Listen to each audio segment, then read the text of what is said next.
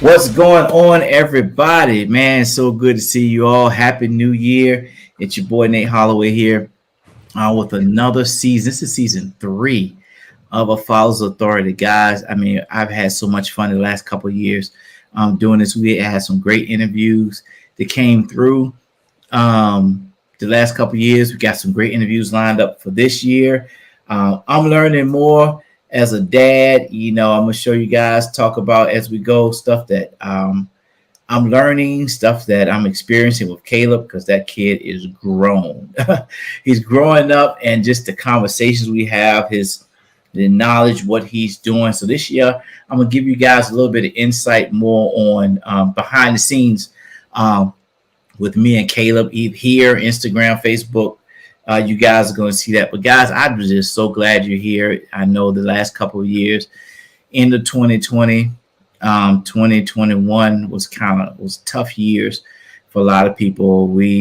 Some of us lost loved ones. Some of us lost jobs. It was a hard year, but I pray that everyone going forward, that 2022 is going to be the best year of your life and going forward. I pray that over you. But God, I'm just excited to just be back on with you guys. So I'm not gonna keep rambling on. So today, to start off season 3 of Father's Authority, I have a gentleman that I met. Great gentleman.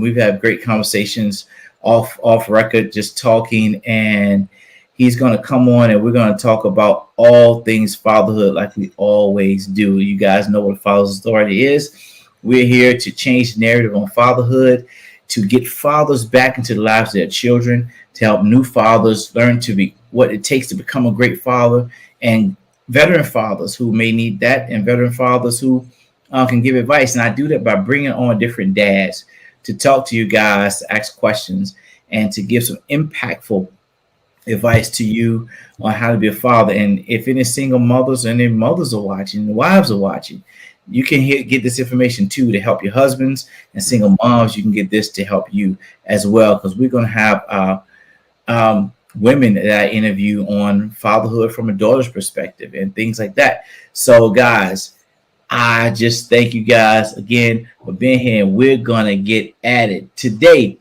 my guest is Gary Ovale. Gary is an author, an activist, and an entrepreneur. He's dedicated to family. He strived to heal and strengthen Black and brown communities for almost 25 years. Gary has a book which is entitled Unjustified, which is his first book. And in that book, he provides insights so that many more are able to find their own success for themselves, their families, and their communities. He encourages people to say less and do more, because conversation is good, but action is gold. I love that. And just talking to this guy, talking to this gentleman, I mean, he's imparting to me just in our conversation. So, guys, I got my man, Gary Ovale, on tonight. Let's bring him on, and let's get at it. Gary, how you doing, man? All right, Nate, I'm doing fantastic, and it is such a pleasure to be here. Thank you. Man, I'm so glad to have you on. Again, as I told the people, you're an author, you're an entrepreneur and activist, and we've had some great conversations. I can go all night about what we talked about the last time, but just tell the people who you are. I want them to hear it from you. Sure, and I appreciate that. Just like you mentioned, right? I am an author, an activist, and an entrepreneur. In the entrepreneur space, I have been doing it about 25 years now. So I've stumbled and fumbled and learned all the things I need to learn. And now I just share and impart that wisdom and work ethic and strategy to others so they can have that same level of success, right? Because at the end of the day, that's what we're talking about. And whether we're talking about activism or authorship or the business world, in all of those spaces, my concentration is healing Black and brown communities. We deserve it. We are worthy, and we need that level of help. And it has to come from within, because nobody is going to solve our problems for us except us. And in that space, I give myself to others, right? It is my passion. It is my joy. It is where I find my greatest happiness, when I am in the service of others. And that is why I operate in this space, right? I give back so that others can have that same level of success, whether we're talking about their personal life or their business life. And I want to see them succeed so they could pass that on and share that with someone else. That's good. That's good. So you're a husband, a father, two kids, right? Two. That's right. Boy and a girl. Boy and a girl, and they're grown now, right? They're graduated college now. My wife and I, we enjoyed the briefest glimmer of an empty nest, and then COVID brought everybody home, right? But it, all good because it's such a beautiful experience to have them back in the house again, right? We really dote over our children, and we're so proud of who and what they've become at this point, and just to see them on their journey, what a beautiful experience. That's good. So how did the empty nester feel? I asked that because I like to prepare. I got a 6-year-old, so I got some years before we empty nesters. But how did that glimpse of empty nester feel? How did it feel? Fantastic. I tell you, I had no idea. If I knew that it was going to be this good, I would have pushed them out earlier, right? No, but seriously, it's so beautiful and rewarding, right? It's bittersweet. It's one of those moments where you got to say goodbye to your children because they're off and running, but at the same time, you have this time and space to yourself to grow into a new season, and it's about accepting our growth and our journey and being happy with it. And when we had the opportunity to just be by ourselves, we had a chance to reconnect and kind of see what that's like again. Because oftentimes as parents, we just spend our time, the majority of it, running after our children. Yes. I don't know about you, but that's what it was like for me. Oh, yes. And, you between that and work, right? Life, it just gets overwhelming sometimes. So it was really nice when we had it. I'm looking forward to it again, but I'm plenty patient. I'm happy to have them in the house while they're here. That's good. Trust and understand. I'm like I said, I got a 6-year-old. He's in swimming, taekwondo, Kumon, tutoring, and all this stuff. He has us going, and just like you, we have to. My wife and I was talking about we have to get some time with each other to ourselves, and I believe that's important. And I'm gonna talk about that, in this season as well. Just getting time to yourself as parents because we need that. So let's get into the meat. So let me ask you, what does fatherhood mean to you? Are you rubbing the hand? You ready? Yeah. Listen, there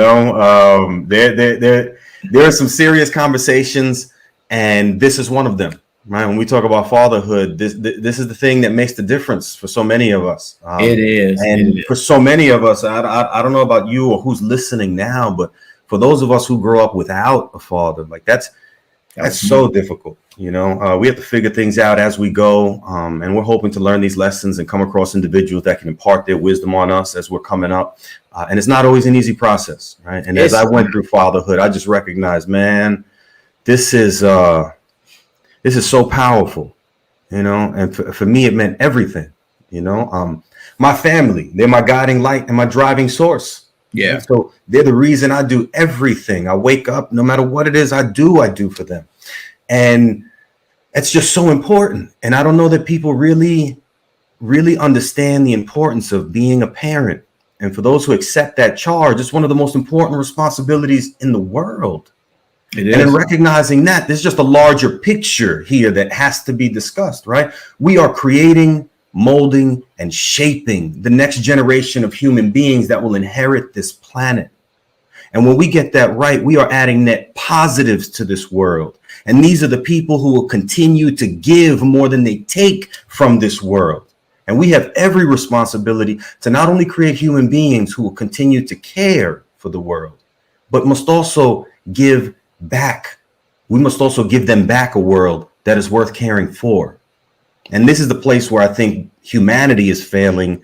And when we step into our fatherhood or motherhood, we have the ability to create individuals who can do those things for us and keep that legacy moving forward.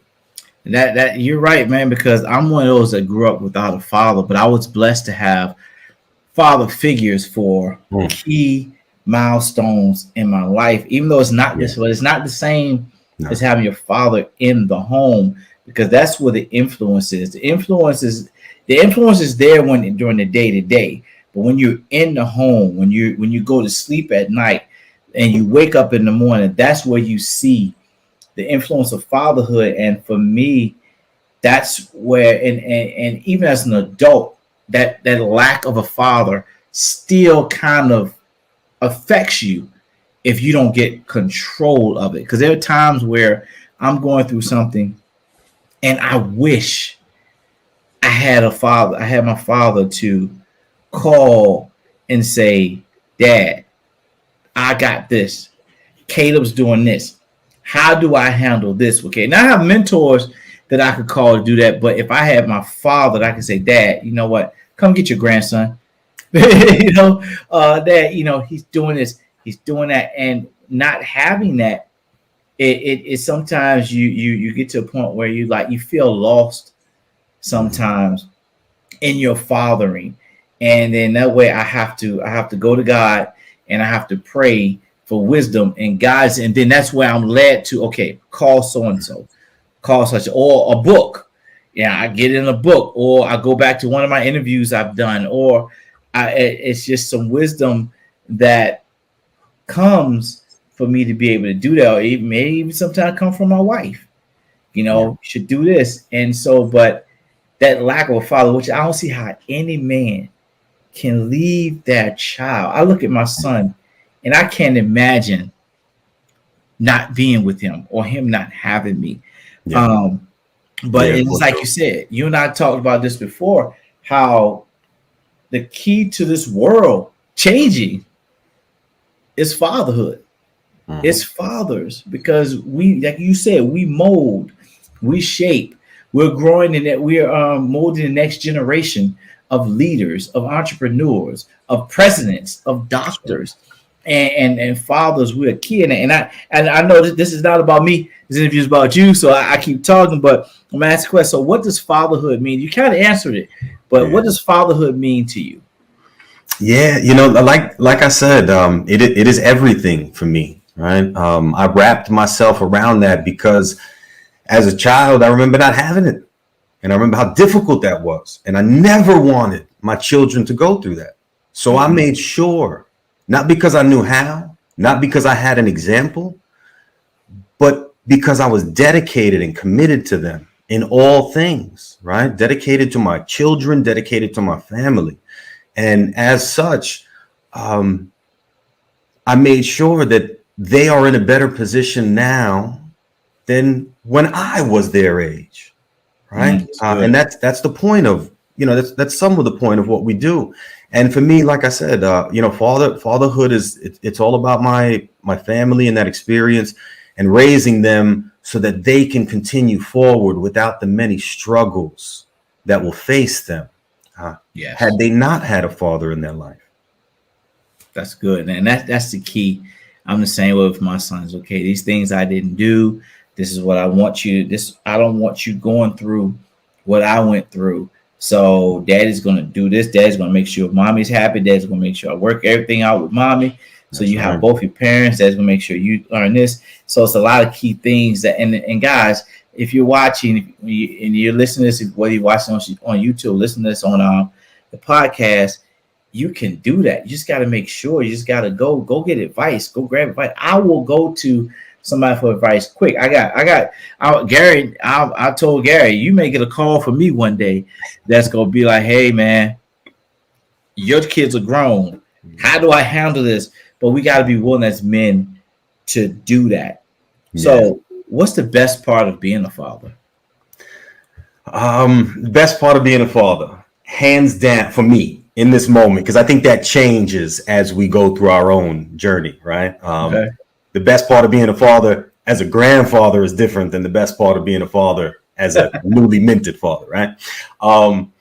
But the best part for me in my life in this moment in time, without a doubt, is their birth and their formative years, right? Okay. I absolutely love that. I loved pouring everything I had into my children in those moments because they were just an empty vessel waiting to receive all of this good information and knowledge and love and kindness and empathy, and being able to share that with them and then watch them share that with the world. Like, oh, just absolutely beautiful, right? For me, children are just absolutely precious, right? And And at that point, we have the opportunity to create life and then watch them grow. And that is just one of the most amazing experiences ever. There's such a joy and a light in watching a child engage the world, right? It's just absolutely beautiful the first time they see things and recognize things and understand things and come to their own conclusions. Like, that's the best part, right? Especially when they're coming to the right conclusions, right? At the end of the day, that's the best part, right? But there's such a sense of accomplishment in being able to do that, you know, and excitement to watch their journey and the trajectory of their lives. For me, I'm just in awe. And I feel so proud when I view my children and I observe how much they have accomplished in their short lifetimes and the energy and the drive that they take with them as they enter the world. I'm just excited for their journey. And it's definitely, for me, the best part was their youth, but just watching them grow is such a beautiful experience at this point. That's good, man. I feel the same way, man. Just I look at my son, I'm just in awe of how he thinks about things and how he, you know, he's picking up words and he's putting words together and he says, Dad, this means that, and then just what he's learning and like I said, how he's come to his own conclusion about things and that he answers questions. Like he'll ask a question. I said, well, what do you think about this, son? Well, Daddy, if I do the blah, blah, blah, blah, I'm like, that's good, son. Last night we were, he said, Dad, I want to see the map of the world. He said something about Mexico. It was what me and my mother-in-law was watching The Price is Right. Okay. And they won like a trip to Mexico. He said, oh, it's Mexico. My mother-in-law said, what do you know about Mexico? He said, let me get a map. And so we pulled up a map on my iPad. He said, that's Mexico. That's Brazil. That's Germany. And I'm sitting there like, when did he learn all this stuff? And then he said, Daddy, I want to see a real map of the earth. And so I pulled up Google Maps on my iPad, found out they were using that in school. So he's working Google Maps. He said, let me find my school. And he's searching for a school. And I'm just looking at like, wow, you know, just to watch him do that and him know these things. And I just love it. And I was just in awe of that. And I'm like you, I love these years. I love my son's a daddy's boy. I love that. Don't nobody tell my wife, you know, don't tell my wife. But I love that he's a daddy's boy. And it just makes me feel like I'm a superhero. Yeah. When I get emotional thinking about it. I feel like a superhero when I walk in the door and he's like excited to see me, or he hangs on my every word. My daddy said this, so that's what it is, you know. And that's why I gotta make sure I teach him the right thing, and that's what's going to go into our next question. But I tell you, just to add on to that a moment, right? Just like I said, you know, one of the best parts is, you know, their birth and raising them when they're young. Just like you mentioned just now, right? When you walk through the door and they wrap themselves around you, right, with that unrequited love, just absolutely beautiful, right? They give it because you are the most important thing in the world. You are the sun in their universe, right?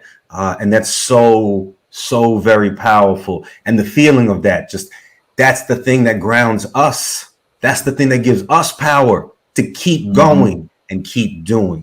So I just wanted to acknowledge that, because there's a lot of power in that in particularly. And as I think about those moments, right, because they're long gone now, right? You know, my kids still hug up on me, you know, but it's just different now, you know. I'm hugging grown adults at this point. But that feeling just absolutely beautiful. And you are right. I'm so glad you brought that to the conversation. Yeah, it is beautiful. So we talked about how he hangs on my every word. So it's important what I put into him. So with that being said, how important are Father's words to his children? Oh, my goodness. So they are tremendously powerful, right? Our words are tremendously powerful. And this is really true for parents, right? Both father and mother, right? Obviously. But the weight of their influence can never be understated or underrepresented, right? The weight of our words to our children. Parents, fathers, were the most influential figures in a child's life, right? And the father, just like the mother, has the ability to shape that human being that will become a contributing member of society. And in our words, we have the ability to create that person who's going to be able to successfully navigate their journey, right? Right. It is in this larger allegiance to society where we have to prepare our children, and this is where our words are most powerful, right? It helps our children. It helps them defend themselves when necessary. It helps them define their history, their security. It helps build confidence in our children. Our words will illuminate their path for them. That's how critical our language and the choice of our words and our tone and our messaging, right? It really, really powerful and important. And we should be mindful of that when we're speaking to our children. That's why it's so critical for us to be careful and strategic in the language and the lessons that we teach our children, right? I recommend having these conversations just like I did with my children as early as possible, the same way you do with your son, Nate, right? Have these conversations early because children are capable of handling conversations and they're capable of absorbing difficult and oftentimes complicated things. They're very, very capable. Our children are incredibly smart. And if you have the ability to use the appropriate language with them, right? You don't talk to an 8-year-old the same way you do an 18-year-old, right? So if you have the ability to use the appropriate language, use the proper context, and not shy away from the difficult topics, you end up creating this human being that is absolutely powerful and capable and will be successful in everything that they touch. It doesn't even matter because you have prepared them with your language and with your example. And the earlier children are aware of what they face, the better prepared they will be to navigate that successfully, right? And in doing so, they end up leaving a positive mark on the world as they go through it, right? So give them the language and the tools to help change the narrative of conversations so that they can continue to evolve the world in the ways that it needs to be evolved, right? Like our worlds are incredibly powerful and we have to be mindful, not just about how we say things, but what we say and when we say them. And like I said, the earlier, the better. That's good. And as I've noticed that when you do that, it even changes the questions they ask. You know, and I'm watching the type of questions that my son is asking me in the conversations that we have. I'm learning that, like you said, he can absorb more. And there's certain things, topics. I know what topics not to talk about with him yet, but the topics that I do talk about him, I do a lot of teachable moments with my son, and I learned that from my mentors. I don't just start talking about things for all the time. I wait for a moment to come where he may do something or he asks a question, and then I use it as a teachable moment to teach that thing. And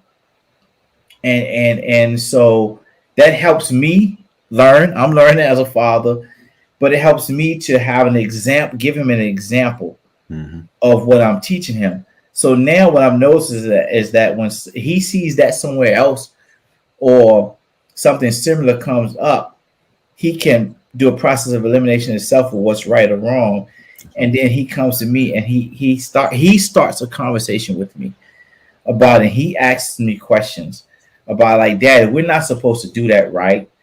No, son, because blah blah blah. And I'm speaking to my son every day. Every day I speak over his life and tell him, I said, you're great, you're a champion, you can do anything. Jesus loves you. You're a Holloway, you're a leader, not a follower, and you will do great things. Every morning, he repeats it after me, and he reminds me, Daddy, we didn't do our confession today. Every day, before he gets out of the car, he go in school when I drop him off, or before I leave the house, if we're not going to school, if he doesn't go to school, we say his confession. And so if you say to him, Caleb, his Taekwondo, he said, Caleb, you're so good at that. Why is that? He said, because I'm a Holloway. And I love it. When people ask, he said, because I'm a Holloway. Yeah. I'm doing great things. He said he knows. And that's why Father's words are important, because I am imparting into him his greatness. Right. I'm teaching him his greatness. I'm teaching him that he's going to change the world, that he's going to have an impact on this world. He's going to do more than Daddy did.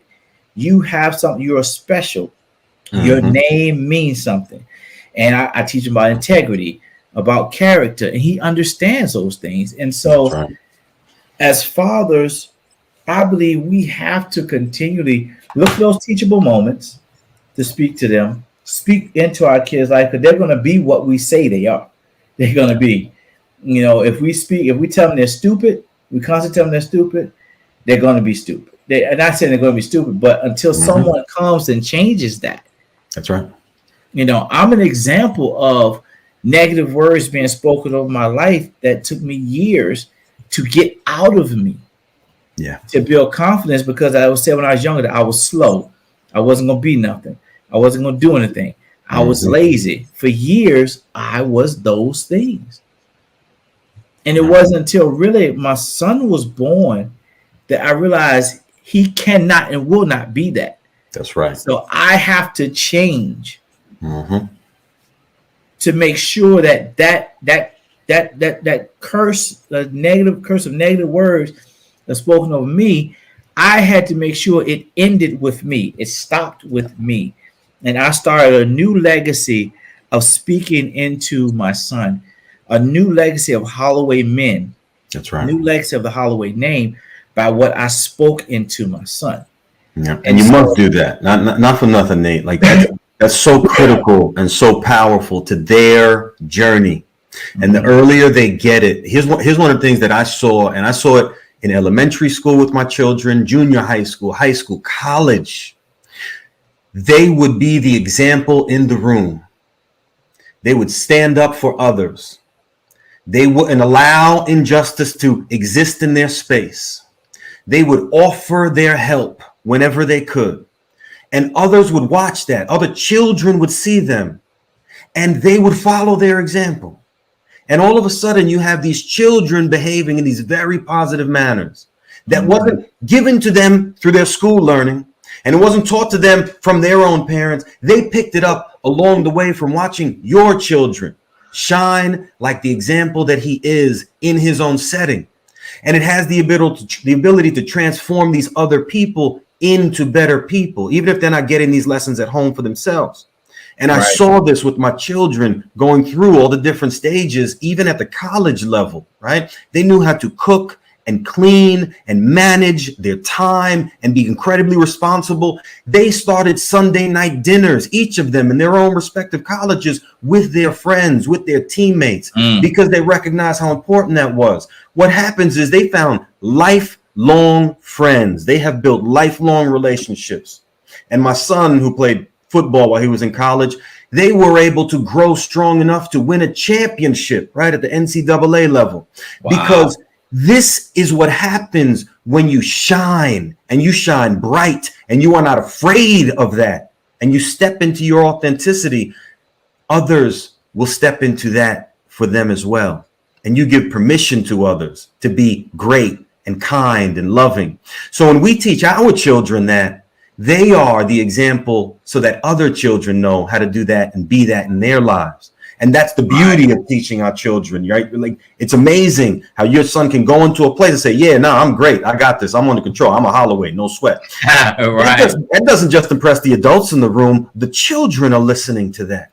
And they're like, well, if he can do it, maybe I can do it. That's the beauty of it, right? You mentioned that. You mentioned towards it, setting that bar, the high standard for your child, right? Mm-hmm. Set that higher bar, set that higher standard. They will reach out and grow up to that. The problem that I see inside of too many families, inside of too many communities, is that bar is not set high enough. And therefore they go through life grabbing all the low-hanging fruit, and they're complacent in their mediocrity. And I don't grow mediocrity in my home. I don't tolerate it. I'm not mad at it. I just expect better. And as a result, my children, they hit mediocrity and they realize that's not enough. I need to be better, because that's the example I set for them. It's also the example I expect from them. So you're absolutely right. Teach them these things, set that example early, and watch them grow to the heights of the bar you set. Children are amazing. They're resilient, and they're capable of accomplishing just about anything. we oftentimes have to get out of the way to allow them to grow as strong and powerful as they can be. Yep. Sometimes we hold him back. And I learned with my son, he's a perfectionist. Mm. If he can't get something right exactly, that bothers him. And I had to tell him, son, he has to win every time. He has to get it perfect. I said, son, it's not going to be perfect every time, but I have to be perfect, Daddy. As he said one day, he said, I have to be perfect. I said, no, you don't, son. You don't have to be perfect. All mom and daddy want you to do is do your best. That's right. And do what's right. And man, see, I love it, man. I can talk about that. Words are important to me. Words, I'm big on that in my life, and especially when it comes to our children. Yeah. And because I've seen so many fathers say the wrong things to their children, to their daughters. What you say to your daughter, guys, is going to determine what type of man, what words she received from a man. If you speak to her verbal abuse to your daughter, she's going to allow a man to verbally abuse her. And it's that is so important. But I know we got to move on. But that's a key topic. You can see how important those words are to me. So let me ask you, what's the best piece of advice you've received from your father? So for me, my parents divorced early on, right? I was pretty young at that point in time. So it wasn't so much about the advice I received from him. It was his work ethic. I had the opportunity to observe that as a child, right? And he was, I guess this was about 10 years old or so by the time I stopped witnessing this, right? But I had a chance to observe that, and he was also very entrepreneurial in his own right, and I had a chance to observe that and see some of that. And even though the relationship between my parents dissolved, and it dissolved violently, right, catastrophically, I still had a chance to see how hard this man worked. Like, unbelievable, the amount of hours and not just when he was in the field, but at home, how much time and effort he had to put into growing and creating a business and making sure that his family had some food on the plate and a roof over their head. I remember seeing that.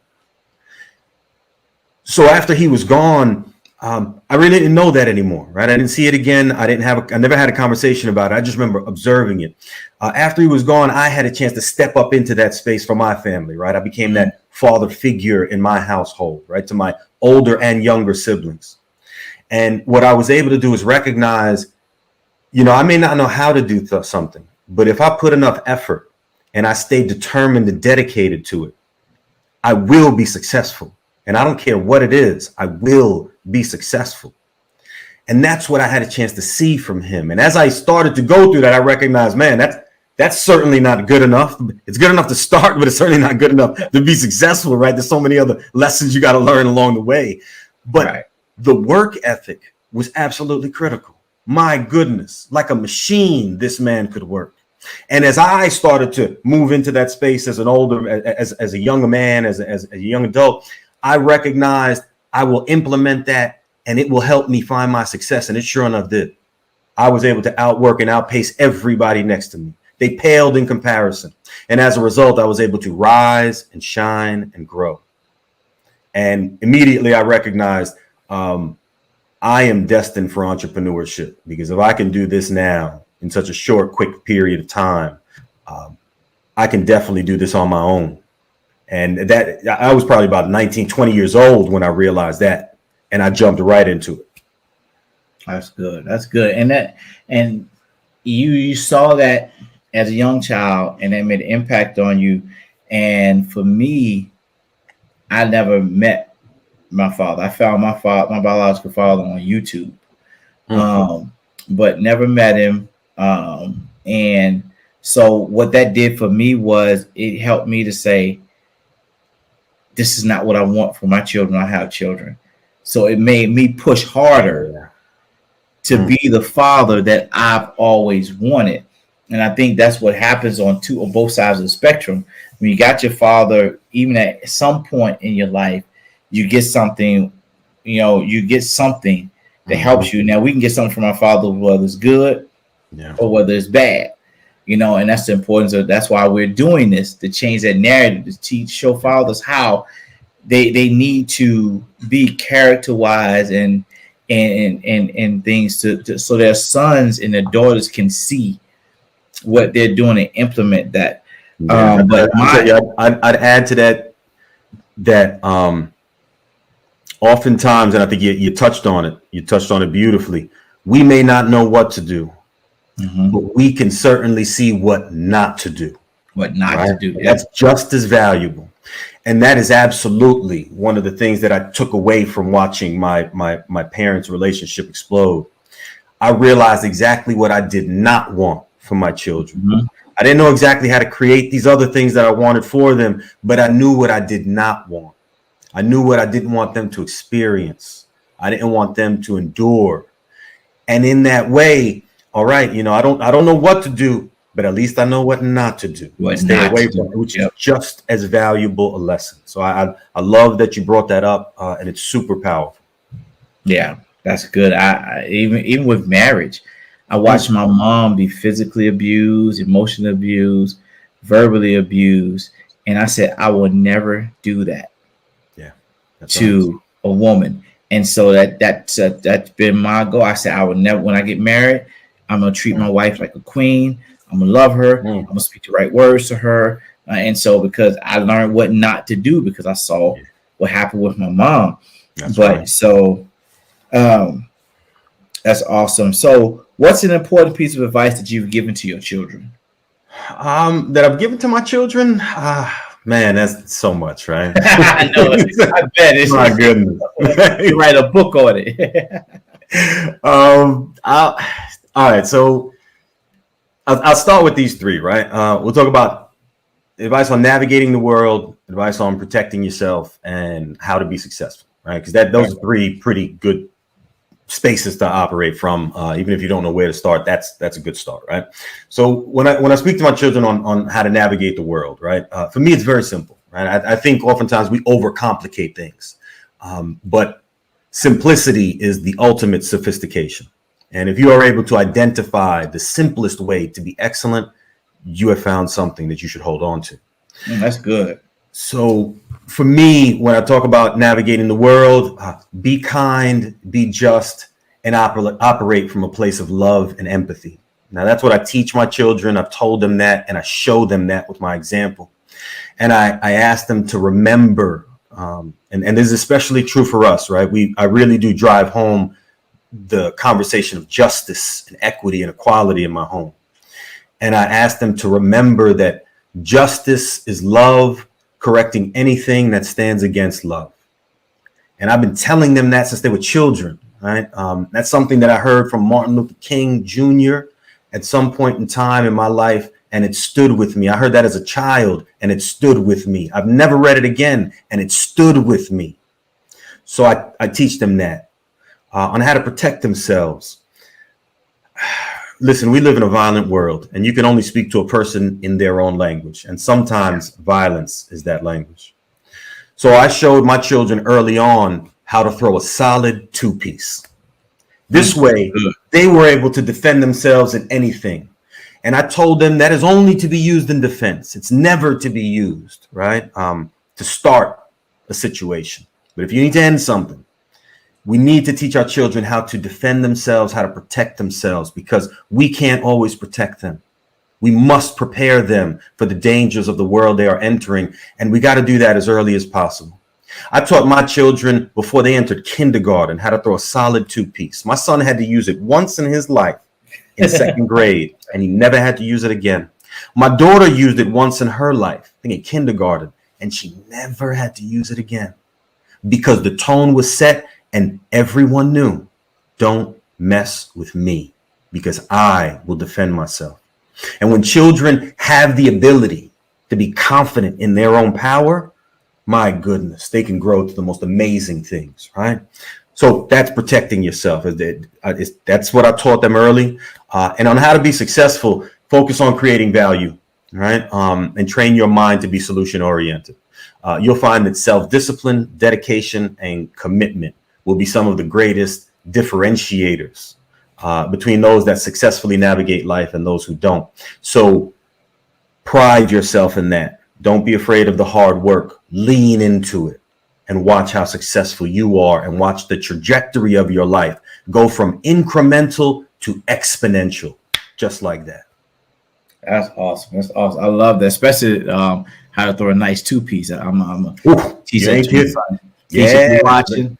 I'm teaching Caleb how to throw a two-piece. Dude, he already in Taekwondo, so I'm just jab cross. Dude, that's right. Jab cross. Listen, that's all it takes to diffuse a situation sometimes. That's all that's necessary. You don't have to, it doesn't have to go any more overboard than that. And especially for young children, when they realize that they can't be bullied, the bully walks away. Yep. They no longer have to suffer that. And we don't have to worry about our children when we send them off to schools, because I tell you, I fought with my wife early. I also stopped fighting because I know that's I just can't win. But I fought with her early about sending my children, about having our children homeschooled. And I wanted to homeschool our children, and she wanted to send our children to school. Ultimately, we sent them to school, right? Because it's much easier to just do what you're told. As a husband, I just do what I'm told. So much easier that way, right? So we sent them to school. But in doing that, it's like, man, I'm sending them to school. I have no idea who's on the other side of that. Yeah. There are some predators in these locations. And that scares the life out of me. To not be able to protect my children. Oh, I get so emotional thinking about it. Yeah. Thinking about the horrors that young children have to face in their lifetime because they were not protected. No, I couldn't leave my children in a situation where at the very least they couldn't try to defend themselves. And that's why it was so important. Yeah, you got to teach them. And guys, we're not promoting violence. As you heard him say, he teaches kids that and as a defense mechanism. So we're not teaching your kids to go out there. We're not saying we're promoting violence, but we do promote. I grew up in the hood. I remember one time I had a bully, and I got bullied twice. But I had this one bully. He did it in front of my mom. I think for a whole year he bullied me in front of my mom. My mom was that if you got in a fight and you lost, you came in the house, you lost, she was gonna beat you behind and send you back out there. That's and right. You better win. That's so right. I was about to go in the house, and she was at the door. She said, "You better not come back over here." And I went, and I just went off. And from that day, he never bothered me again. Yeah, because I fought him back. And so it's like I said, when you got to teach your children how to defend themselves. I talked to my son one day, and I said, "Son, what would you do if someone grabbed you that wasn't you?" He said, "I'm gonna yell, 'You're not my daddy,' and I'm gonna kick him in the penis."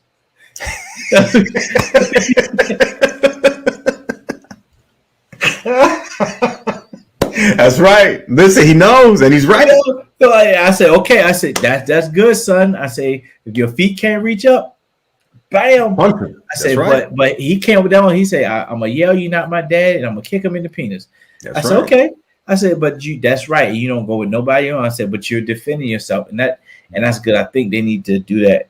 And to go along with that, just like you mentioned, right? We're not condoning violence here, and we're not promoting it in any fashion. We want to make sure that our children are capable of defending themselves, and along with that two-piece, there are just a litany of conversations that you will have, because ultimately, a child will be able to diffuse the situation with his language first, but there comes a time where language, again, you can only speak to someone in their own language, and some people only speak violence.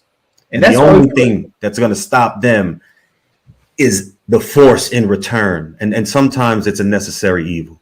Yeah, and that's one of the reasons we put our son in Taekwondo, because we want him to learn that discipline plus the defense mechanisms that they teach you. They teach him how to diffuse a situation, how to grab somebody, your defense move without having to fight, but you can grab him. It was some move they grabbed on. He hurt my arm when he practiced on me. I was like, okay, all right, no problem. But that's good. We got to teach them to defend us. I like that. I like those three things. Man, you could write a book on those three things alone. Yeah, those are solid. Look, if we're just talking about raising kids, you can take those three to the bank. Take them to the bank. Yeah. So, what does leaving a legacy mean to you? Man, legacy. So I love this question. I absolutely love it. Right. This is the space that I settle down in, and I get real comfortable, and I operate right like a curmudgeon. You're not moving me anywhere, right? Um, so when I think about legacy, legacy is the future we create for some, and the better world we leave behind for others. I'm gonna repeat that. Legacy is the future that we create for some, and the better world we leave behind for others. It is about continuing that effort that has been building over generations. Legacy is the path to our healing. Each one of us must continue to be lifelines for our community. And that is legacy. For us in communities of color, it means that we keep fighting for our equality, equity, and fairness, right? Legacy is that thing that I had the opportunity to watch my mother as a community activist, and a little tiny lady yelling and screaming and fighting for the betterment of everyone. And things got better. She realized that in order to make a better life for her children, she had to make a better life for everyone's children. That's good. And that's legacy. And I picked that. I had a chance to watch that as a young child. And I picked that up and I carried that and I kept it going. And I continue to give back to my communities. I heal communities of color. And I do that through conversation. I do that through business development and wealth security. I do that through activism, writing laws, amending laws, removing laws that go against us. We're still fighting to end the Rockefeller drug laws in New York. It's insane that we are still fighting against such a level of unfairness. And the only reason we can have success against these things is because of the legacy that we begin and leave for others to continue. We are lifelines. And when we recognize that, we find our healing real quick. That's good. I love it. I love it, man. And that's, again, like we said, fathers are the key. I mean, you say you saw your mother doing it. What if the fathers of the community had rallied around her? Yeah, that's right. And they were there. Not for nothing. That's where I was able to find some of my mentors and the individuals who were going to help guide me and advise me along the way as a child, as a young person, because my father wasn't there. There's no more family for us. There's only 4 of us here on this whole country. There's no one else. All of our family lives overseas. We couldn't reach out to anybody. So there were other men in the community that stepped up in those spaces. And I had a chance to see them and their example. And that's oftentimes what I rely on when it was time for me to raise my children. Just incredibly powerful, the men in our communities. And there can't be enough said about how important that is for a young person to be able to absorb that, receive that, and look what it turns into. I have dedicated my life to this, and I know that my future will remain dedicated to this. That's what a father has the ability to do for their children. That's good. And because fatherhood is a posture. Fatherhood is it's because it doesn't have to be biological. That's for you to be someone's child, someone's mentor. You can be someone's father as a mentor. You know, like I said, you had mentors that were father figures for you. I had mentors that were father figures for me. There's so many guys I know that had mentors that was father figures for them that didn't have their father, but they became successful because of the fathering of their mentors. And that's key. And as I said, that's what that legacy is about. You know, like you said, leaving by creating a path and leaving behind a legacy. And I love that. So what I do now at the end of every interview is take a moment and give you an opportunity to speak into the lives of other fathers, to impart something into them. So I just want you to take a minute, 60 seconds, and just give the fathers a nugget or two, the fathers that's watching this interview or listening to this interview, give them a nugget or two that can help them become better fathers, or something they can take into their fatherhood journey. Nate, thank you for that. I really appreciate it. And I think that's the crux of what we're talking about here, right? What kind of advice, what kind of lessons, what can we impart and leave and give to other individuals who are trying to navigate the same thing for themselves? I think in that space, be patient. Recognize you are now playing a long game. You're not going to know everything, and that's okay. Find others who know more than you and start asking questions, right? Find out what doesn't work. Find out what does work. Search for the opportunities that will help create ease and facilitate that successful journey, right? For you as a parent, for your children, create the opportunities that allow your children to be closer or ahead of the starting line, right? The proverbial starting line when they enter or engage the world. Their success can be ensured by the actions that you take on their behalf. So don't be afraid of not knowing what to do. Just make sure you're reaching out to individuals that can help you navigate that conversation or that space wherever it is you are. And for new fathers, this is imperative, right? Recognize whether you yourself had a good example of what fatherhood looks like. Because if you didn't, maybe that's not the thing you want to teach to your children, right? It's crucial to connect with others who will help us navigate that space so we don't have to know what that looks like. If we can find someone who can help us teach the lessons to our children, who can help us become better husbands to our wives, who can help us become better human beings in our lives, that's the space that we need to operate. And the earlier you can do that, the better. Right? Those early years in a child's life, they're absolutely instrumental, and children are just sponges in that space, and their life will become dictated by the lessons you teach them. So make sure you're taking the time to know whether you're giving them something that's worth sharing, and be patient, right? Be sure to focus on their development early. And see them through till the end, right? And do this as often as possible. This is your charge as a father, as a parent, and as a positive member of society, of humanity. And if you can remember that in all things, be kind to yourself. Be graceful when you don't know what to do or when to do it or how to do it. There are others like myself, like Nate.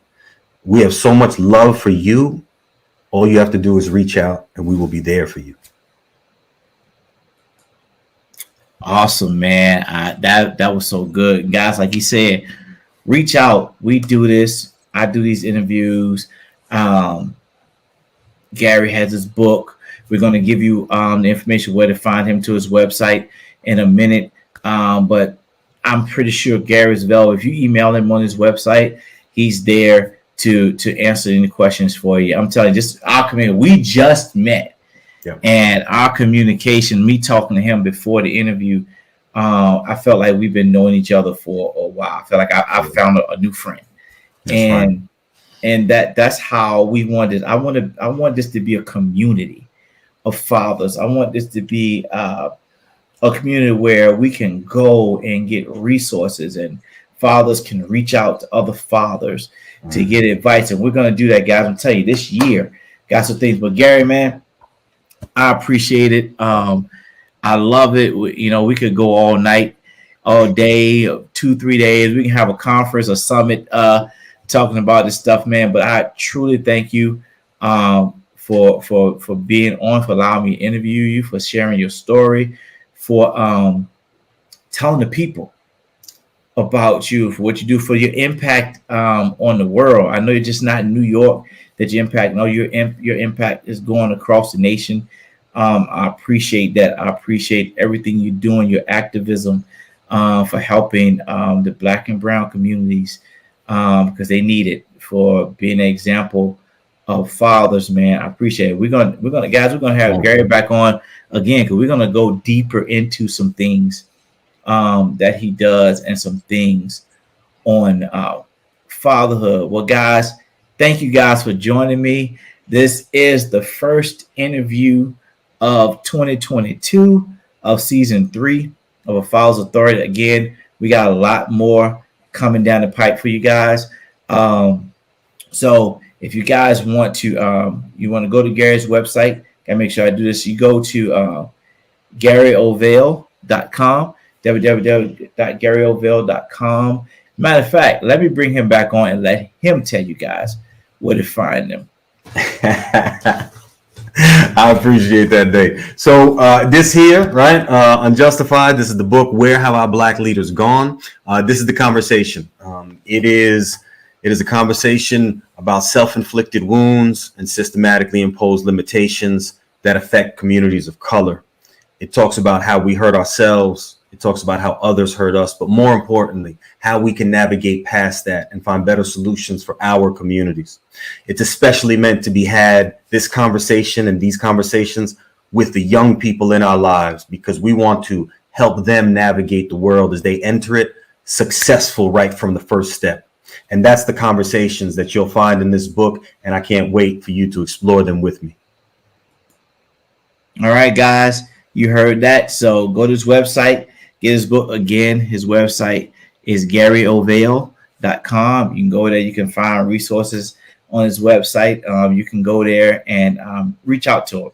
Again, if you have any questions, just reach out to him. But guys, thank you for joining us. If you want to, you can go watch this interview again at Kingdom Relationships. You can go to our website at www.kingdomrelationships.org to see it.